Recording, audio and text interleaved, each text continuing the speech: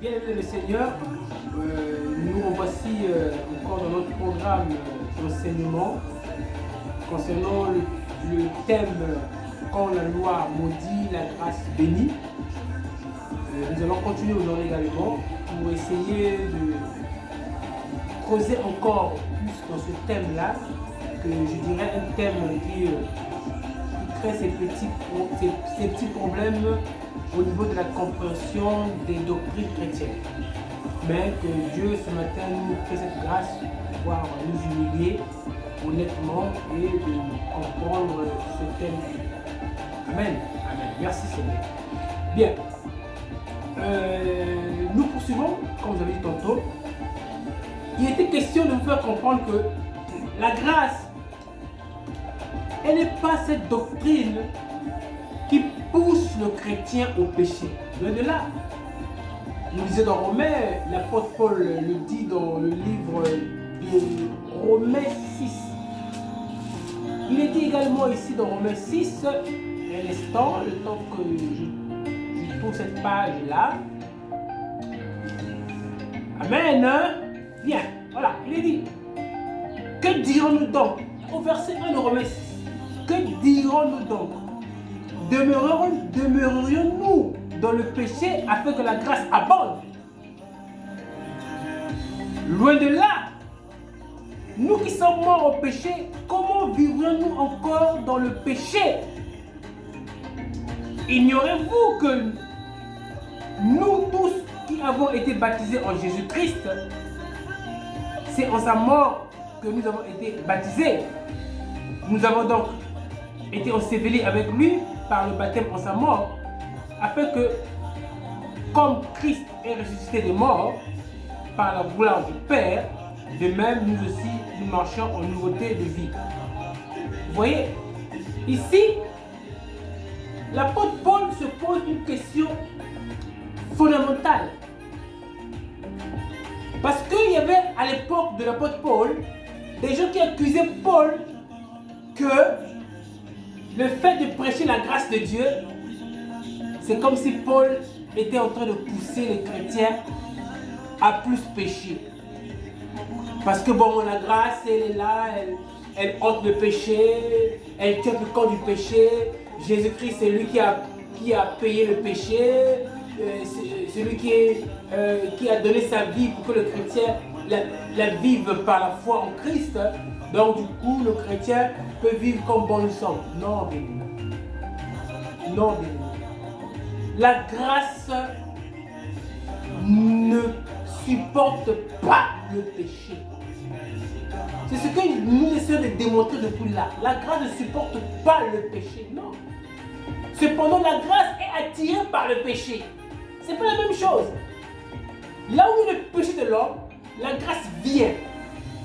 Parce que l'homme reconnaît qu'il est le péché à cause de la loi. C'est pas la grâce de Dieu, c'est pas la grâce qui montre à l'homme le péché. Faux.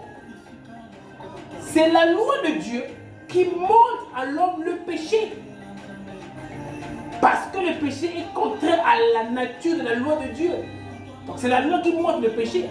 Mais il faut que la loi montre le péché. La loi, elle est incapable. Elle est incapable de parfaire l'homme. Elle est incapable de justifier l'homme. Elle ne peut pas. Elle ne peut pas. La loi, elle est stricte. Elle est coriace. Elle est austère. Elle ne peut pas ôter le péché de l'homme. Elle ne peut pas justifier l'homme. Ou c'est ça, ou c'est pas ça. C'est ça l'esprit de la loi. La loi ne fléchit pas. La loi ne comprend pas. La loi, il faut forcément l'obéir. Amen. Donc la loi, son but c'est quoi? C'est de nous montrer, de me montrer à moi mon péché et de te montrer à toi ton péché. Une fois que le péché est mis à découvert, que fait la loi? Eh bien, la loi, connaissant son incapacité de parfaire l'homme, conduit l'homme auprès de Jésus-Christ de Nazareth, qui à son tour fait quoi? L'agneau de Dieu, l'agneau immolé de Dieu, il va faire quoi? Eh bien, il va ôter le péché. Est-ce que vous comprenez ça? C'est ça la mission de la loi. Une fois que la loi m'a montré mon péché, t'a montré ton péché, et nous emmener au pied de Jésus, que lui a ôté le péché, la mission de la loi est finie. Elle est finie. Et une fois que sa mission est finie, en quel sens? Dans le fait de m'avoir montré le péché et de m'avoir conduit à Christ, c'est parce que j'ai observé, j'ai voulu faire ce que la loi disait. Que fait la loi? La loi s'incline devant la grâce. Quand Jean-Baptiste, qui est venu sous la loi, prêchait quoi? Il prêchait la loi. Jean-Baptiste d'abord prêchait la grâce. Il prêchait la loi. Et quand il a vu la grâce de Dieu et la vérité en Christ, qu'est-ce que Jean-Baptiste a dit et il a fait? Il a dit à ses disciples, vous voyez, lui c'est l'agneau de Dieu, prévu depuis la fondation du monde pour ôter le péché du monde. Il faut que lui il grandisse et moi je fasse et moi je fais quoi? Moi je diminue. Mais vous voulez comprendre encore que la loi a été abolie dans combien de formes? Jean-Baptiste a reconnu ça. Il faut que Jésus-Christ qui est la grâce croisse. Et moi qui suis la loi diminue. En conséquence, on a vu que Jean-Baptiste, quoi, sa tête avait été coupée par Hérode. Parce qu'il fallait que Jean-Baptiste disparaisse pour que Christ apparaisse et grandisse. Christ c'est quoi? La vérité et la grâce. Jean-Baptiste est venu sous la loi pour prêcher la loi afin que le peuple comprenne qu'il y a le péché et se repente. Amen. Donc, en ce sens-là, nous voulons tout simplement vous faire comprendre que la loi avait une mission précise. Et la loi a accompli sa mission. Une mission qui est accomplie, elle n'a plus de sens d'exister. Elle n'a plus aucun sens. Mission accomplie veut dire mission, mon général, à vos ordres, j'ai accompli la mission. C'est fini la mission. Le général ne peut plus vous donner cette même mission encore pour aller l'accomplir puisqu'elle est faite. La loi avait une mission, elle a accompli avec sa mission. C'est fini la loi, c'est fini la loi. Cependant que le Christ, quand il vient avec la grâce, que fait Christ Jésus? La même loi que Jésus-Christ a accompli, parce qu'il n'y a que lui qui pouvait l'accomplir. Il a pris la même loi, il a écrit là-dedans. Là, avec tout son contenu, il a écrit la loi dans les tables de nos cœurs. N'oublions pas que la loi de Dieu, elle est éternelle. Elle est éternelle. Jésus n'est pas venu pour effacer et éliminer la loi, non. Il est venu pour l'accomplir, pas pour l'abolir. Mais quand on lui dit accomplir la loi, que veut dire accomplir la loi? On a déjà expliqué ça. Il fallait que tous les éléments qui étaient proposés existaient afin que tout ce qui devait arriver arrive, soit arrivé. En ce moment-là, la loi étant accomplie, une fois qu'elle est accomplie, elle n'a plus de sens d'exister de manière d'observance par les yeux. C'est là le sens d'abolir la loi. Quand on parle d'abolir la loi, c'est une doctrine qui est claire et très nette. Je me répète, il n'est pas question de l'effacer. Abolir veut tout simplement dire la loi a été accomplie parce qu'elle est caduque, fatiguée, elle a vieilli, elle n'a plus de sens d'exister parce qu'elle était incapable de conduire l'homme ou à la perfection, à la justification. Amen. Donc, quand nous disons que une fois que la grâce de Dieu ne peut pas accepter que l'homme vive dans le péché, parce que la grâce attirée par le péché, elle arrive avec la lumière pour permettre à l'homme à partir de son esprit, de manifester la lumière de Christ. La grâce de Dieu ne supporte plus le péché. Et en ce sens-là, cette même grâce qui a ôté le péché de l'homme permet à ce que l'homme règne dans la justice pour la vie éternelle. Ça, ce sont des notions que nous avons déjà expliquées depuis un certain temps. Bien. Il nous a dit que le chrétien n'est plus sous le régime de la loi, mais le chrétien est plutôt sous le régime de la grâce. Le chrétien ne dépend plus pour plaire à Dieu de la loi.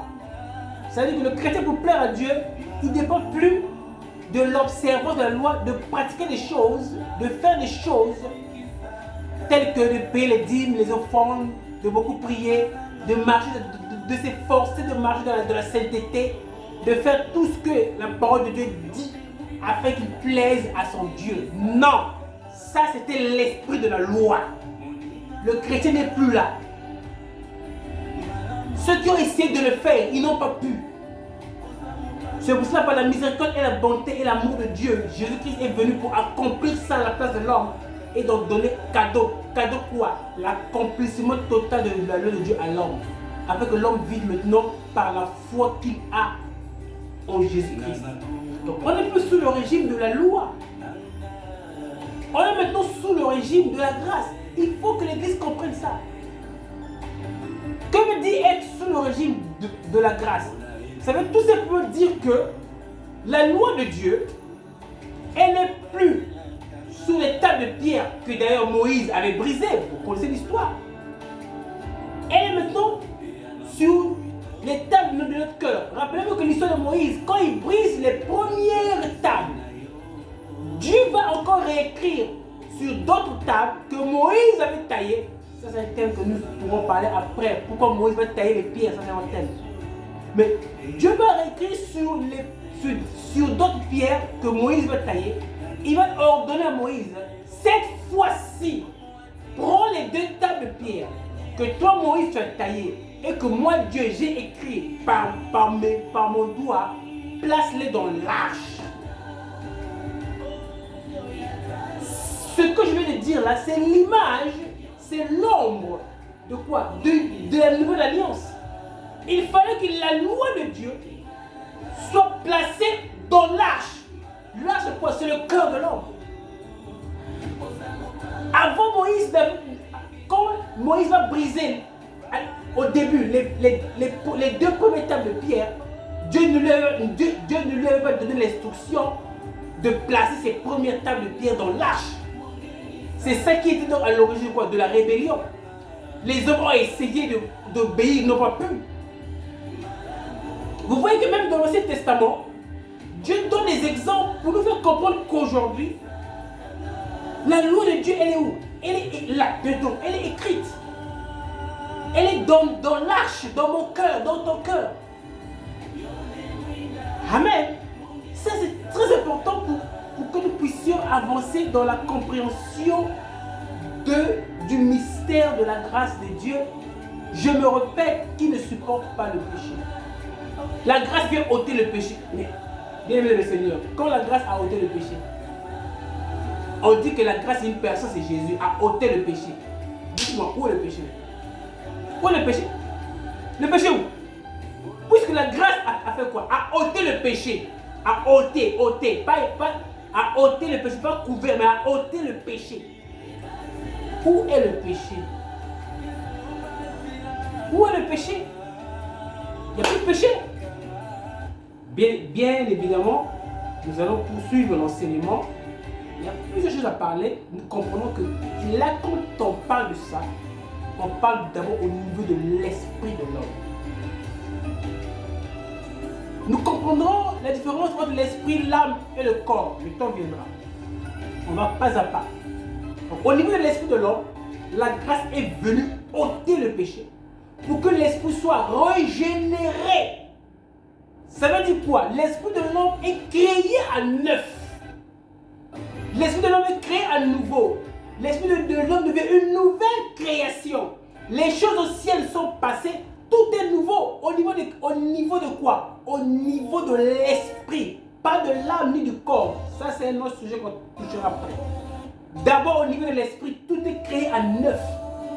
L'esprit chrétien est totalement nouveau. L'esprit du chrétien est totalement l'image et la ressemblance à 100% de Jésus-Christ de Nazareth. Et Jésus-Christ n'a jamais péché, il ne péchera jamais. L'esprit du chrétien